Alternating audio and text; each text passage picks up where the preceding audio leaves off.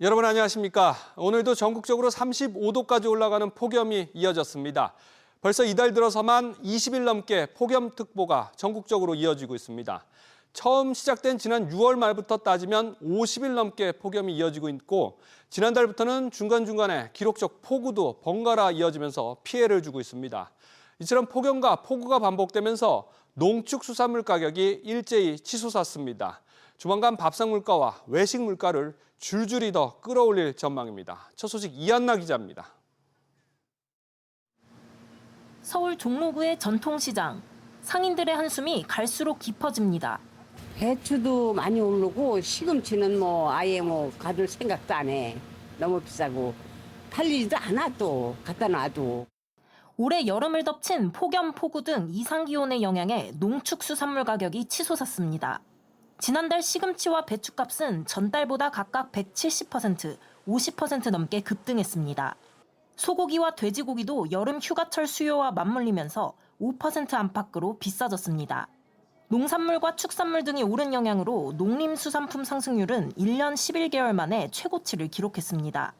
이에 따라 생산자 물가도 지난 1월 이후 가장 큰 폭인 0.4% 오르면서 2달 연속 상승세를 이어갔습니다. 폭염과 폭우 등 이상기후로 공급이 상대적으로 부족하였으며 쇠고기는 누적 도축량이 감소한 상태에서 수요가 증가하였습니다. 돼지고기는 폭염으로 가축들의 체중 증가가 지연되는 상황에서 폐사 두수가 증가하였으며 행락철 수요가 같이 증가하였습니다. 여기에 수온이 높아지고 어군도 분산되면서 고등어 가격도 1년 전보다 28% 뛰며 식탁 물가 부담을 키우고 있습니다. 생산자 물가는 한 달여의 시차를 두고 소비자 물가에 반영되기 때문에 조만간 장바구니 물가 상승에도 영향을 줄 것으로 보입니다. SBS 비즈 이한나입니다. 이상기후로 자동차 보험료도 오를 가능성이 높아졌습니다. 지난달에 자동차 보험 손해율이 최근 5년 만에 최고로 치솟았습니다. 집중호우로 인한 침수 피해가 큰 데다가 여름엔 폭염 영향으로 운행 자체가 늘어난 영향도 미쳤습니다. 오서영 기자. 네, 오서영입니다. 지난달 자동차 보험 손해율도 폭등을 했군요. 네, 지난달 대형 손해보험사들의 자동차 보험 손해율이 90%를 넘어섰습니다. 4개사의 자동차 보험 손해율이 7월 기준으로만 비교했을 때 90%대를 기록한 건 최근 5년 이래 처음인데요. 삼성화재, 현대해상, DB손해보험, KB손해보험 등 대형 4개사의 지난달 자동차 보험 손해율은 92.1%입니다. 지난해 7월과 비교해보면 10%포인트 넘게 오른 수치인데요. 지난해보다 평균 0.9도 오른 올해 7월, 폭염으로 차량 이용량도 증가한 데다 집중호우에 따른 사고도 증가했기 때문입니다. 앞서 지난달 16일부터 22일까지 자동차 보험 판매 손해보험사 12개사에 침수 피해 등이 접수된 차량은 3,874대, 추정 손해액은 388억 6,200만 원 수준이었습니다. 올해 1월부터 7월까지 누적 손해율도 보면 84%로 1년 전보다 4%포인트 넘게 상승했습니다. 보통 80%를 손익분기점으로 보잖아요. 그럼 앞으로 자동차 보험료가 오를 가능성도 크겠군요. 네, 그렇습니다. 보험업계에서는 자동차 보험 손익분기점에 해당하는 손해율을 80% 선으로 보고 있습니다. 이를 훌쩍 넘은 90%대를 기록했다는 건 결국 받은 보험료보다 나간 보험료가 더 많다는 겁니다. 그런데 지난 4년간 자동차 보험료는 계속 인하돼 왔는데요. 이 때문에 반영되는 계약자 수가 계속 늘어나다 보니 손해율 상승에도 영향을 미쳤습니다. 또 고질적 문제인 병원 과잉 진료 역시 자동차 보험금으로 잡히면서 적자는 계속 늘어나는 상황인데요. 보험 특성상 손해율이 높아지게 되면 납입해야 하는 보험료가 올라가는 구조라 소비자들 보험료에도 영향을 미칠 전망입니다. SBS 비즈 오서영입니다. 다음 소식 전해드리겠습니다. 현재 SK텔레콤 고객들은 이동통신사를 바꾸려면 해지 위약금을 물고 떠나야 합니다. 해킹 사고로 인한 SK텔레콤의 해지 위약금 면제 기간이 지난달 14일로 끝났기 때문입니다. 그런데 이 방송통신위원회 통신분쟁조정위원회가 SKT의 이 정책이 잘못됐다는 판단을 내렸습니다. 안지혜 기자. 네, 안지혜입니다.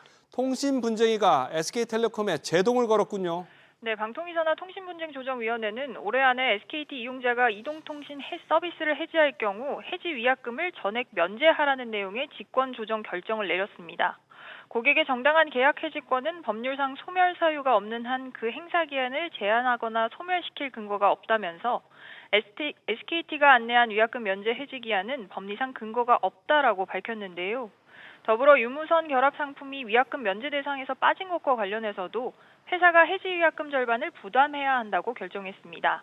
결합 상품 해지는 SKT의 과실에 따른 불가피한 조치라는 점, 그리고 이동통신과 인터넷 등의 결합 상품이 하나의 통합 상품처럼 판매되는 측면이 있는 점 등을 이유로 들었습니다.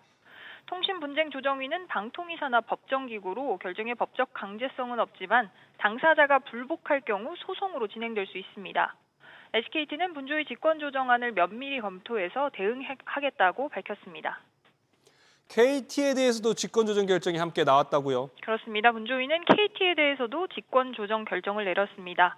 KT는 지난 1월 삼성전자 갤럭시 S25 사전 예약 당시 선착순 1000명 한정 조건을 고지하지 않고 사은품 혜택을 내걸었다가 예약이 과열되자 일부 물량을 임의로 취소하는 사태가 벌어졌는데요. 분조위는 통신사가 휴대전화 공급을 취소할 만한 불가피한 사정이 있었다고 보기 어렵다면서 KT가 해당 고객들에게 사은품 제공에 상응하는 손해를 보상해야 한다라고 밝혔습니다. KT도 수락 여부를 신중히 검토 중이라고 밝혔습니다. SBS 비즈 안지혜입니다. SK텔레콤에 이어서 금융기관들도 잇따라서 랜섬웨어 공격으로 해킹 사태가 발생했습니다. 대표적으로 서울보증보험이 있는데 이 해킹으로 각 은행 대출이 마비되는 사태가 벌어지기도 했습니다. 특히 부동산 계약이 차질을 빚으면서 당사자들만 발을 동동 굴려야 했는데 최근에 일부나마 보상이 된 것으로 확인됐습니다. 신성우 기자, 분쟁으로 번질까 우려가 되기도 했었는데 일단은 자체 보장 쪽으로 가고 있군요. 보상 얼마나 진행됐습니까? 네, 서울보증보험에 따르면 총 17건에 대해서 피해 보상이 완료됐습니다. 고객에게 지급된 피해 보상금 규모는 총 1,000만 원 수준인데요. 단순 계산하면 한 건당 약 60만 원씩 보상을 받은 겁니다. 대부분이 대출 지연에 따른 이사 비용 부담 사례였는데요. 서울보증보험의 먹통으로 신규 임차인의 전세 대출이 지연되면서 임대인이 기존 임차인의 이사 비용을 부담하게 되자 이에 대한 보상을 청구한 겁니다. 서울보증보험은 앞서 지난달 16일부터 피해 신고센터를 무기한 운영하고 있습니다. 한 달 동안 17건이면 처리 속도가 아주 빠르진 않군요. 네, 그렇습니다. 피해 상황이나 증빙 서류 등을 확인하는 과정에서 시일이 더 걸릴 수 있고요. 또 서울보증보험이 전월세 등 다양한 종류의 보증 서비스를 제공하는 만큼 문제가 된 서비스가 어떤 것이냐에 따라서도 시간의 차이가 있을 전망입니다. 서울보증보험은 현재 단계에서는 추후 발생할 수 있는 피해 보상금 등 재무적 영향에 대해 추정하기 어렵다고 설명했습니다. 한편 지난달 서울보증보험에 이어 최근 웰컴금융 등 금융사들이 연이어 랜섬웨어 해킹 공격에 타겟이 되고 있는데요. 금융감독원은 사이버 위협에 대한 금융사들의 대응 체계와 복구를 위한 백업 현황 등을 중점적으로 점검할 계획입니다. SBS 비즈 신성우입니다. 주요 금융기관들이 강력한 사업 재편 계획을 마련한 석유화학 기업들에 대해서는 공동 자금을 지원하기로 했습니다. 어제 석유화학 업계가 정부와 자구책 논의에 이어서 금융당국과 금융권도 지원 사격에 나선 모양새입니다. 다만 여기서도 석유화학 업계의 자구 노력에 대한 경계감 섞인 주문이 이어졌습니다. 이한승 기자, 일단은 금융당국과 금융권이 석유화학 업계의 사업 재편을 위한 안정적인 자금 지원은 약속을 했군요. 어떤 내용인가요? 네, 금융권 지원의 골자는 이미 석유화학 업체들이 받은 대출과 차입금을 회수하지 말라는 겁니다. 이제 사업 재편이 연말까지 이제 확정될 텐데 그때까지 기존의 어떤 여신을 해소하는 그런 비올 때 우산 뺏는 행동은 자제해 주시기를 부탁드리겠습니다. 석유화학 업체들의 금융권 익스포저, 즉 위험 노출액은 총 32조 원 수준으로 알려졌습니다. 금융권이 건전성 관리 차원에서 대출 만기가 돌아오면 상환받고 신규 대출은 내주지 않는 식으로 익스포저를 줄이는데 이를 자제해달라는 겁니다. 이에 은행연합회를 중심으로 은행과 정책금융기관이 참여해 다음 달 공동협약을 맺겠다는 계획입니다. 하지만 금융당국이 이 석유화학 업계에 대해서 작심 비판도 내놨죠. 네, 어제 관계장관 회의에서도 사업 재편을 전제로 한 정부의 발표가 있었는데요. 10개 석유화학 기업이 사업 재편 협약을 맺고 최대 370만 톤 규모의 설비 감축을 목표로 연말까지 각사별로 계획을 내게 하겠다는 내용이었습니다. 그런데 이를 두고 석유화학 업계에서 세부 방안이 없다고 불만이 터져 나오자 금융당국이 경고장을 던진 겁니다. 석유화급계에서 상당히 또 볼멘 소리가 들리더라고요. 아니 물에 빠지려고 하는 사람을 구해주려고 하는데 뭐 보따리부터 먼저 내놓으라는 것 같아 이런 안이한 인식에 정부로서는 유감을 표합니다.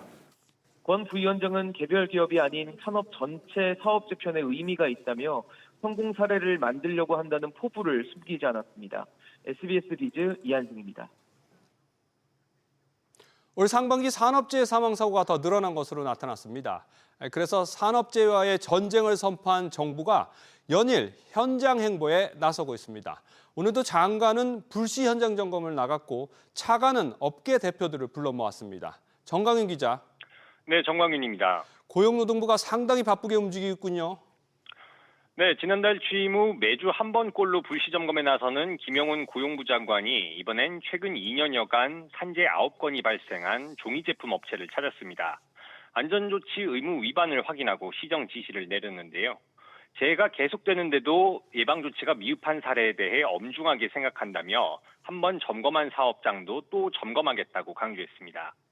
노란봉투법이 오는 24일쯤 본회의를 통과할 것으로 예상되는 가운데 권창준 고용부 차관은 최준영 기아 대표와 이희근 포스코 대표를 포함해 HD 현대중공업, 한화오션, 한국 GM, 현대제철 대표들과 간담회를 진행했는데요. 발언 들어보시죠. 이 법 개정은 결코 기업에 대한 규제 강화나 사용자에게 일방적으로 책임을 전가하는 것을 목표로 하는 것은 아닙니다. 충분한 논의와 준비를 거쳐 현장 혼란이 없도록 최선을 다하겠습니다. 정부가 산재 감축을 특히 강조하고 있는데 현재까지 올해 상황은 어떻습니까? 올 상반기 산재 사망은 287명으로 2년 전보다 9명 줄었지만 사고 건수로 보면 12건 늘어난 278건으로 집계됐습니다.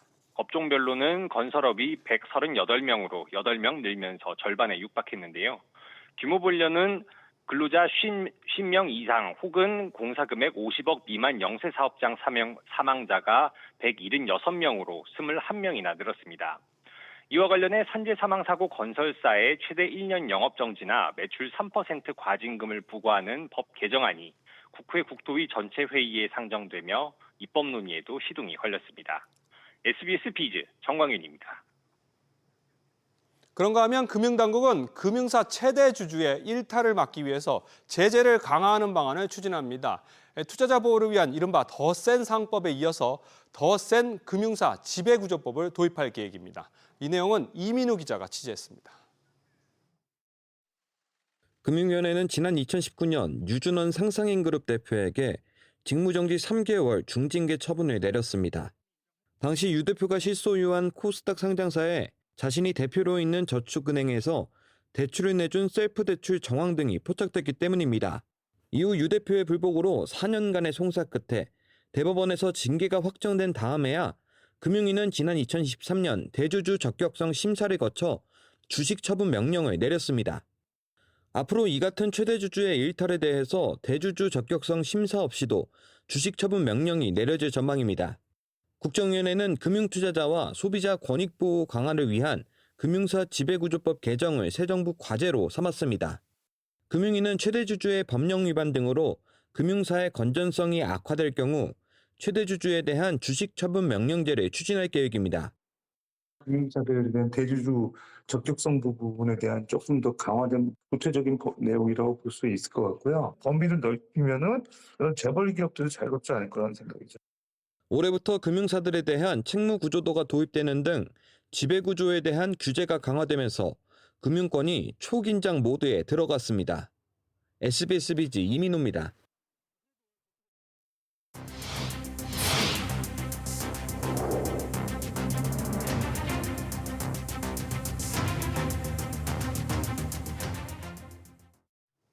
(6.27) 초강력 대출 규제 이후에 지난주 서울 아파트 가격 상승폭은 둔화가 계속됐습니다. 전국 평균 아파트 매매 가격도 11주 만에 다시 보합으로 돌아섰습니다. 그런데 이번 6.27 대책 이후에 규제를 안 받는 외국인들의 이 부동산 현금 쇼핑이 눈에 띄게 늘면서 우리 국민들과의 역차별 논란이 거셉니다. 규제를 피한 외국인이 국내 고가 주택을 사들이면서 시장 가격을 왜곡하고 있다는 지적도 나왔는데요. 이 같은 의심 정황이 사실로 확인되자 정부가 마침내 칼을 빼들었습니다. 김동필 기자. 네, 김동필입니다. 외국인 주택 매매도 실거주 여부를 보기로 했죠. 네, 국토교통부는 오늘 수도권 주요 지역을 외국인 토지거래 허가구역으로 지정하기로 했습니다. 서울 전역과 성남, 광명 등 경기 23개 시와 인천 7개 구가 대상으로 오는 26일부터 1년간 한시 적용됩니다. 허가구역 지정으로 해당 주택을 취득한 후 2년간 실거주할 수 없는 외국인은 허가를 받을 수 없기 때문에 투기 목적의 거래는 사실상 차단됩니다. 실거주 의무 위반 시 토지 취득가액의 최대 10%까지 이행강제금을 반복 부과하고 위반 정도가 심하면 허가를 취소하기로 했습니다. 정부는 연말까지 허가구역 내 자금 조달 계획서 제출을 의무화하는 한편 해외 자금 출처와 비자 유연까지 적도록 하고 상시 조사를 통해 적극 단속할 예정입니다. 실제 외국인들의 투기성 거래 정황도 확인이 됐다고요? 네, 그렇습니다. 해외 자금으로 집값을 끌어올린 의심 거래가 다수 확인됐습니다. 비거주 외국인의 국내 주택 매입이 2023년 8월 집계 이후로 지속적으로 증가하고 있습니다. 특히 자금 조달 내역이 불분명한 고가주택 거래 등 투기성 거래로 의심되는 사례가 다수 발생하고 있습니다. 180억 원 용산 아파트나 73억 서초구 아파트, 82억 원 성북구 단독주택 등을 전액 예금으로 산 것을 확인한 건데요. 해외 자금을 은행에 입금하면 예금으로 기재되는 점을 이용한 겁니다. 여기에 중국인들을 중심으로 한 외국인 주택 거래도 유의미하게 증가한 점도 배경 중 하나입니다. 지난 2023년부터 연평균 26%씩 증가했는데 이 중 59%가 아파트에 집중됐습니다. SBS 비즈 김동필입니다. 이렇게 수도권에서 외국인을 대상으로 한 토지거래 허가구역 제도가 시행되면서 실거주를 하지 않는 외국인들은 이제 주택을 매입할 수 없게 됐습니다. 이게 실제로 부동산 시장에는 어떤 파급이 있을지 계속해서 알아보겠습니다. 박연신 기자. 네, 박연신입니다. 이번 외국인을 대상으로 토지가 지정이 됐는데 이게 시장에 미치는 효과는 어느 정도로 기대할 수 있을까요? 단기적으로는 수도권 내 주택 시장에서의 외국인 수요가 크게 줄어들 것이라는 전망이 나옵니다. 허가구역 내에서 사전 허가를 받지 않으면 계약 자체가 효력을 갖지 못해 외국인의 투기성 거래를 원천적으로 차단할 수 있기 때문인데요.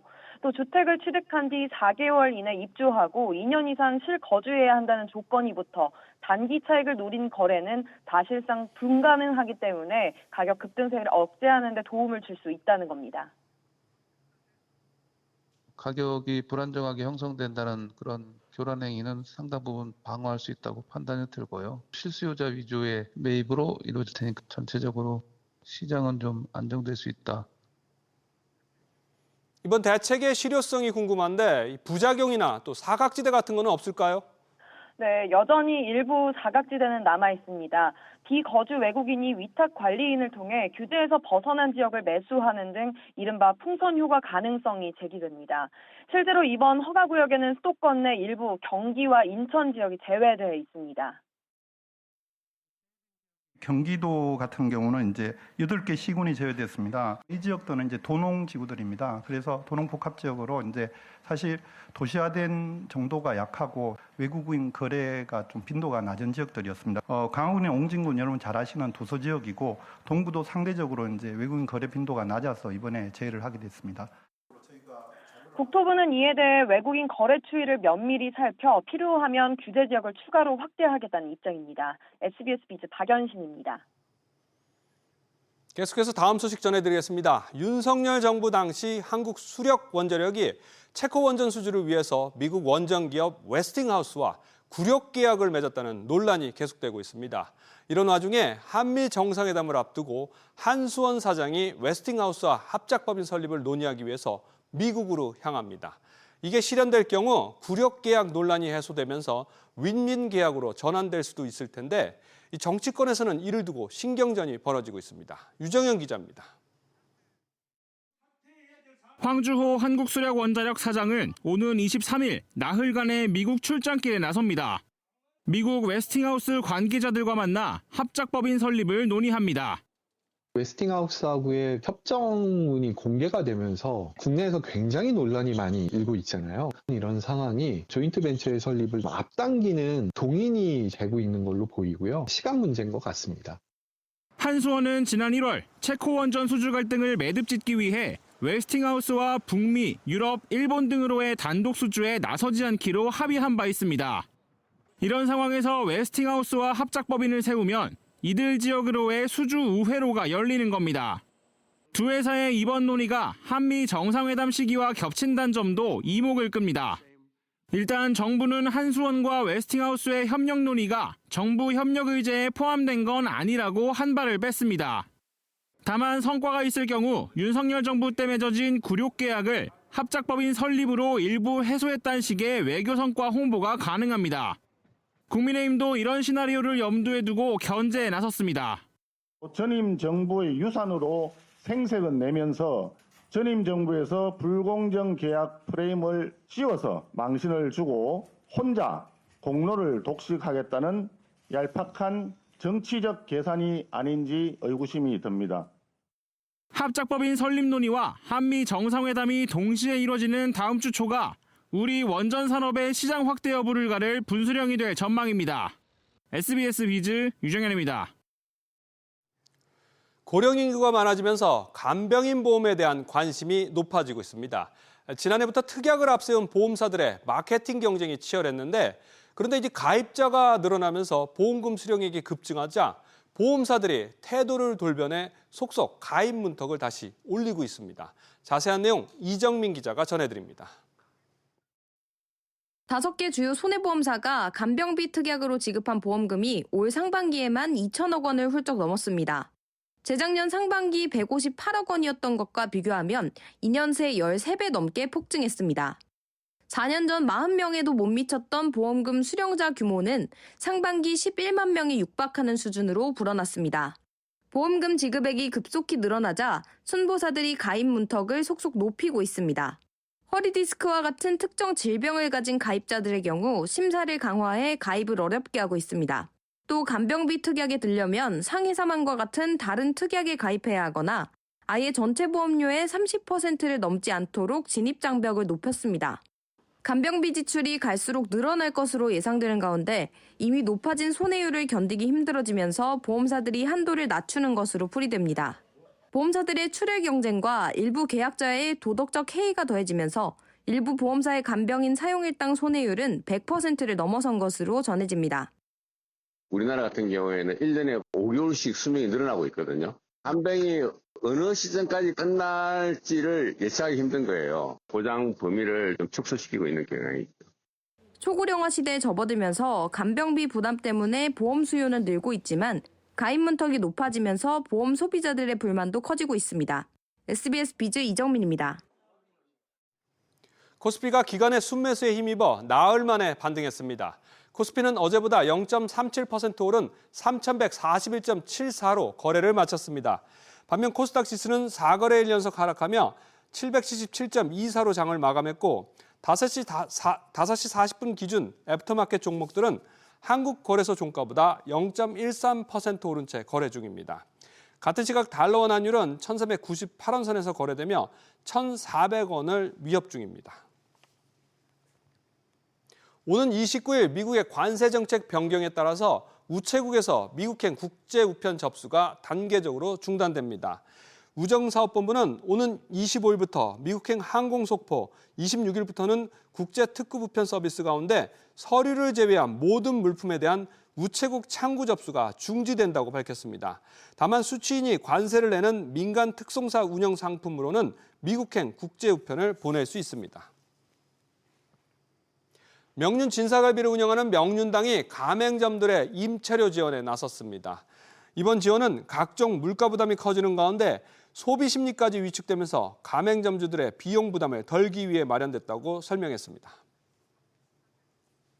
가맹점이 살아야 본사도 산다는 신념으로 전국 540여 가맹점에 각 550만 원, 총 29억 원의 월세를 지원하였습니다. 앞으로도 상생 경영을 지속하며 끝까지 점주님들과 함께하겠습니다.